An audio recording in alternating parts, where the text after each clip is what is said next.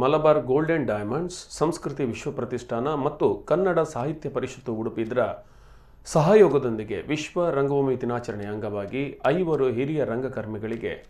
ಮಲಬಾರ್ ವಿಶ್ವರಂಗ ಪುರಸ್ಕಾರ 2022 ಪ್ರದಾನ ಮಾಡಲಾಯಿತು.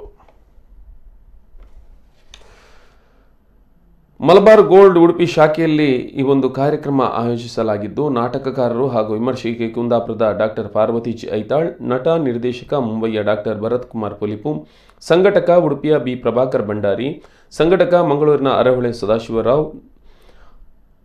ಹಾವೇರಿಯ ನಟ ಶಂಕರ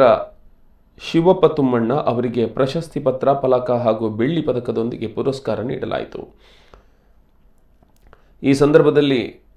ಬಡಗುಬೆಟ್ಟು ಕೋಆಪರೇಟಿವ್ ಸೊಸೈಟಿಯ ಮಹಾಪ್ರಬಂಧಕ ಜಯಕರ್ ಶೆಟ್ಟಿ ಇಂದ್ರಾಳಿ, ಮಣಿಪಾಲ ಮಾಹೆಯ ಯೋಗ ವಿಭಾಗದ ಮುಖ್ಯಸ್ಥೆ ಡಾಕ್ಟರ್ ಅನ್ನಪೂರ್ಣ,